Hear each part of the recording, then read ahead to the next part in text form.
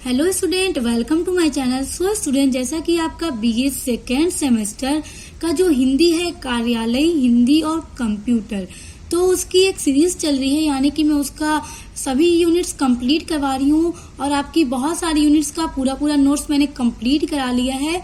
और उसके अलावा देखिए, आज का टॉपिक है हमारा यूनिट 4। तो इसके अलावा इसके बाद की जो यूनिट है ना, यूनिट 5, वो भी मैंने उसमें भी 2 टॉपिक्स लगभग उसकी वीडियोस अपलोड की हैं। उसके अलावा आपके यूनिट 1, 2 का भी पूरा मैंने कंप्लीट करा लिया है। उसके अलावा मैं सभी यूनिट्स आपकी कंप्लीट कराऊंगी और इसके इंपॉर्टेंट क्वेश्चन आंसर की भी मैंने वीडियोस अपलोड की हैं। अगर आपने नहीं देखी तो चैनल पर विजिट करके देख सकते हैं।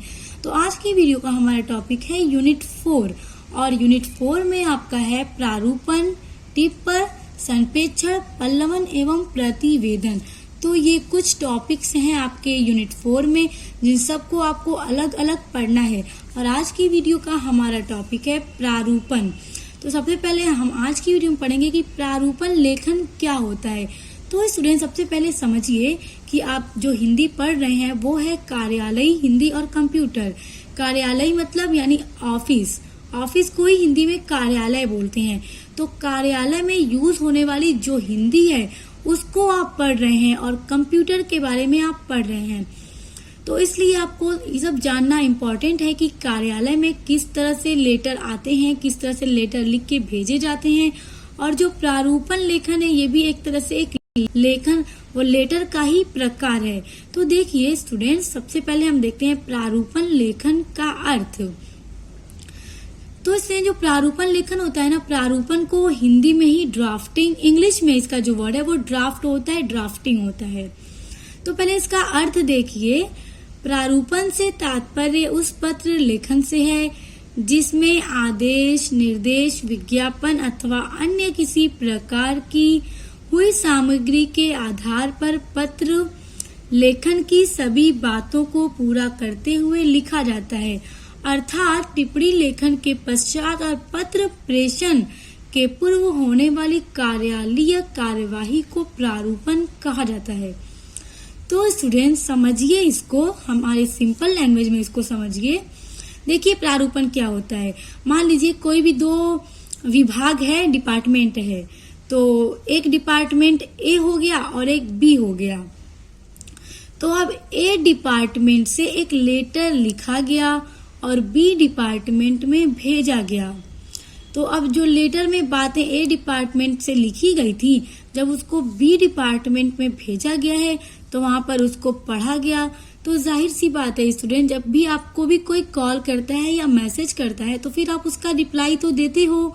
तो जब ए डिपार्टमेंट वाले ने लेटर लिख के बी डिपार्टमेंट में भेजा है तो बी डिपार्टमेंट उस लेटर का उत्तर तो देगा ही, क्योंकि आप पर भी कोई भी मैसेज करता है तो आप भी उसका रिप्लाई देते हो, तो अब बी डिपार्टमेंट भी उसका रिप्लाई देगा। तो देखिए रिप्लाई देने के लिए अब देखिए लेटर में वो क्या बातें लिखे हैं, उससे रिलेटेड वो उत्तर लिखेंगे। मान लीजिए किसी डीएम को ये लेटर भेजा गया है, तो डीएम जब लेटर पढ़ते हैं तो क्या आप डीएम लेटर लिखेंगे, उसका रिप्लाई लिखेंगे? नहीं, डीएम के पास इतना टाइम नहीं होता। जो लिपिक होते हैं, टाइप राइटर रखे जाते हैं विभाग में, वो लोग लेटर को टाइप करते हैं। तो वो लोग ना उसी लेटर जो आया था, उसी लेटर में जो बातें थी उससे रिलेटेड वो उसका उत्तर अपने लेटर में लिखेंगे। अब लेटर में लिखने के बाद वो क्या करेंगे, उस लेटर को डीएम को दिखाएंगे कि देखिए जो बातें हैं, जो रिप्लाई हमें देना है एकदम सही है ना। अगर डीएम बोलेंगे कि हाँ अब एकदम सही है, ये लेटर तुम भेज दो, तो फिर उसको सही से प्रिंट करके लिख करके वो लेटर ए डिपार्टमेंट में भेज दिया जाएगा। यानी जो प्रारूपण होता है ना, एक कच्चा रूप होता है लेटर का, क्योंकि अगर डीएम कह दे कि नहीं इसमें ये बातें हैं, इसको संशोधित कर दो, इसको चेंज करके इस तरह से लिख दो, तो फिर उसको दूसरी तरह से लिखा जाएगा। तो वही होता है कि मतलब लेटर को भेजने से पहले उसका जो रूप तैयार किया जाता है कि किस तरह से हमें लेटर में क्या लिखना चाहिए उसके रिप्लाई में, तो वही जो रूप होता है वो होता है प्रारूपण लेखन। तो स्टूडेंट इसको आगे समझिए और सिंपल आपको ये और अच्छे से क्लियर हो जाएगा। किसी कार्यालय में जब किसी व्यक्ति, संस्था या किसी अन्य कार्यालय को कोई पत्र लिखा जाता है तो उससे पहले उस पत्र का जो कच्चा रूप तैयार किया जाता है तो वही रूप प्रारूपण कहलाता है। तो देखिए यहाँ पे ये बात आपको बहुत अच्छे से क्लियर हो गई कि जब भी किसी कार्यालय में यानी ऑफिस में किसी व्यक्ति के लिए या किसी संस्था के लिए या किसी अन्य कार्यालय के लिए कोई पत्र लिखा जा रहा है तो उससे पहले उस पत्र का जो कच्चा रूप तैयार किया जाता है। यानी स्टूडेंट, जब भी किसी डिपार्टमेंट में या किसी बड़े बड़े ऑफिस में आपको लेटर भेजना है तो आप एक बार में लेटर लिख के नहीं भेजेंगे, आप उस पर सोच विचार करके सही सही जो बातें हैं उसको लिख के भेजेंगे। प्रारूपण का मतलब स्टूडेंट होता है ना कि कम बातों में ही अपनी पूरी बात कह दिया जाए, मतलब बहुत ज्यादा ना लिखना पड़े, कम वाक्यों में ही अपनी पूरी बात को बहुत अच्छे से लिख कर बता दिया जाए।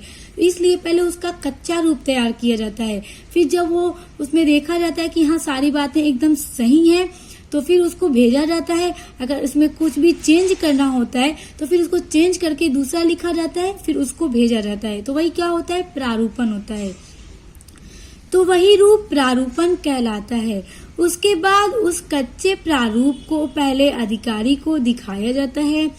यदि अधिकारी उसे स्वीकृत कर देता है तो देखिए पहले क्या किया जाए, अधिकारी को दिखाया जाता है, फिर अधिकारी जब उसे स्वीकृत कर देते हैं यानी एक्सेप्ट कर लेते हैं कि हाँ बिल्कुल सही है, तो फिर संबद्ध कार्यालय को वह पत्र अंतिम रूप से टंकित करके भिजवा दिया जाता है। यानी फिर उस लेटर को टंकित करके प्रिंट करके उस कार्यालय में भिजवा दिया जाता है जहाँ पर भेजने के लिए वो लिखा गया था। तो स्टूडेंट्स देखिए प्रारूपण क्या है ये आपको बहुत अच्छे से समझ में आ गया होगा क्योंकि उसका अर्थ हमने बहुत अच्छे से समझ लिया है। अब देखेंगे प्रारूपण की विशेषताएं कि प्रारूपण की क्या क्या विशेषताएं होती हैं। तो देखिए प्रारूपण की प्रमुख विशेषताएं निम्नलिखित हैं। तो पहला पॉइंट है पारंपरिक शैली का अनुसरण।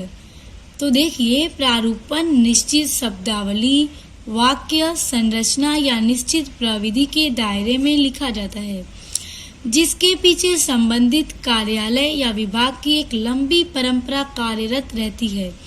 इन पारंपरिक शैलियों का अनुसरण ही प्रारूपकार करता है। तो स्टूडेंट इसको समझिए, प्रारूपण क्या है ये तो आप समझ गए। निश्चित शब्दावली, वाक्य संरचना या निश्चित प्रविधि के दायरे में लिखा जाता है। यानी स्टूडेंट जब भी कोई कार्यालय या संस्था में प्रारूपण को लिखा जाता है तो उसमें सही सही वर्ड्स का यूज करके, सही सही वाक्य यूज करके उसको एक प्रविधि के दायरे में यानी सही से लिखा जाता है। यानी कि इसमें कोई भी ऐसी बातों का यूज नहीं किया जाता है जो मतलब उससे रिलेटेड ही ना हो। उनमें उन्हीं बातों को, उन्हीं शब्दावलियों का यूज किया जाता है जिनकी उनमें जरूरत हो और इसको बहुत ही शॉर्ट में लिखा जाता है। ये कंसाइज होता है कि मतलब बहुत कम वाक्यों में ही अपनी पूरी बात को अन्य विभाग या डिपार्टमेंट या कार्यालय में बता दिया जाए। और ये क्या है देखिए, जिसके पीछे संबंधित कार्यालय या विभाग की एक लंबी परंपरा कार्यरत रहती है। यानी इसको लिखने के पीछे, यानी इसको लिखने के लिए जो इससे संबंधित ऑफिस होता है या डिपार्टमेंट होता है उसकी बहुत ही लंबी परंपरा कार्यरत रहती है। यानी उसको लिखने में पहले उसको लिखते हैं, फिर देखते हैं सही है ना, फिर अगर सही रहता है तो फिर उसको भेजते हैं, अगर उसमें कुछ भी चेंजेस करना होता है तो चेंज करते हैं। तो इसीलिए कहा जा रहा है कि लंबी परंपरा कार्यरत रहती है। इन पारंपरिक शैलियों का अनुसरण ही प्रारूपकार करता है। और इन सब का काम कौन करता है? प्रारूपकार करता है। प्रारूपकार कौन होता है? जो प्रारूपण को लिख रहा है, जो टाइप राइटर होता है वही उसको लिखता है और बनाता है। दूसरा पॉइंट है नियमों का पालन। कुछ सरकारी पत्रों के प्रारूपण तैयार करने के लिए कुछ विशिष्ट नियम होते हैं और उन नियमों का पालन करना अति आवश्यक होता है। तो स्टूडेंट देखिए, सरकारी पत्रों को लिखने के लिए, उनका प्रारूपण तैयार करने के लिए बहुत सारे नियम होते हैं, रूल्स होते हैं और उन सब रूल्स का पालन करना बहुत इम्पोर्टेंट होता है। ये नहीं कि बस जो भी दिल चाहा लिख दिया। अब आपको लेटर आया था, आपके विभाग में अगर कोई लेटर आया है तो उस लेटर से रिलेटेड ही तो आप उसको रिप्लाई देंगे। उसमें उल्टा सीधा अपने हिसाब से कुछ लिख के तो आप नहीं देंगे। जो बात उस लेटर में कही गई थी फिर उसी से रिलेटेड आप उसको रिप्लाई देंगे। किस तरह से आप उसका प्रारूपण तैयार करेंगे, क्या क्या बातें लिखेंगे, क्या क्या कहना है, इन सब नियमों का पालन करना बहुत जरूरी होता है। तीसरा पॉइंट है संपूर्णता। प्रारूपण को तैयार करते समय संपूर्णता का ध्यान रखना चाहिए। यानी जब भी कोई प्रारूपण तैयार किया जा रहा है, किसी भी पत्र का प्रारूप को बनाया जा रहा है, तो उसकी संपूर्णता का ध्यान रखना चाहिए। संपूर्णता का मतलब कि जो प्रारूप हम तैयार कर रहे हैं वो पूरी तरह से संपूर्ण है कि नहीं, पूरी तरह से पूरा है कि नहीं। पत्रों की प्रस्तुति इस ढंग से हो कि सभी आवश्यक सूचनाएं, आदेश, विषय वस्तु बिल्कुल पूर्ण प्रतीत हो, अनिश्चितता का कोई स्थान न हो। तो स्टूडेंट ये बहुत ही इम्पोर्टेंट विशेषता है प्रारूपण की, कि जब पत्र को लिखा जा रहा है तो उसको पूरी तरह से संपूर्ण लिखना चाहिए, ताकि उसमें जो आवश्यक सूचनाएं हैं, जो आदेश हैं, जो विषय वस्तु है, पूरी तरह से पूरी प्रतीत हो।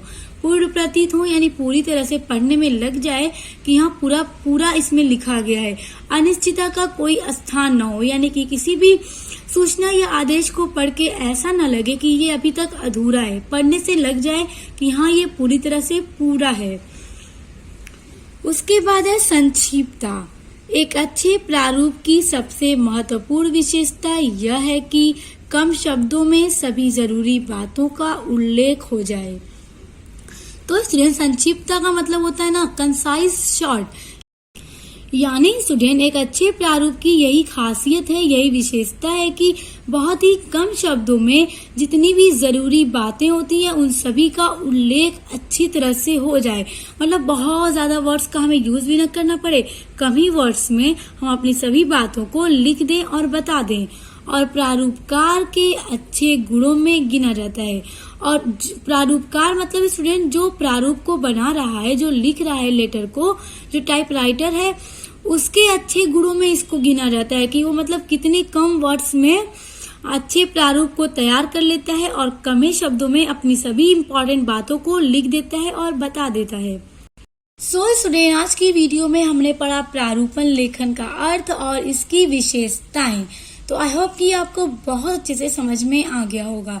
और नेक्स्ट टॉपिक है आपके यूनिट 4 का टिप्पण, संक्षेपण, पल्लवन एवं प्रतिवेदन। तो इन सब टॉपिक का मैं एक अलग अलग वीडियो बनाऊंगी, यानी टिप्पण का अलग, संप्रेक्षण का अलग, पल्लवन एवं प्रतिवेदन का अलग। तो अपने सभी टॉपिक्स को पढ़ने के चैनल को सब्सक्राइब करके बेल आइकन को प्रेस कर लीजिए। इसके अलावा आपके जितने भी यूनिट्स हैं उन सबको भी मैं कंप्लीट करा दूंगी। तो अब मिलते हैं नेक्स्ट वीडियो के साथ।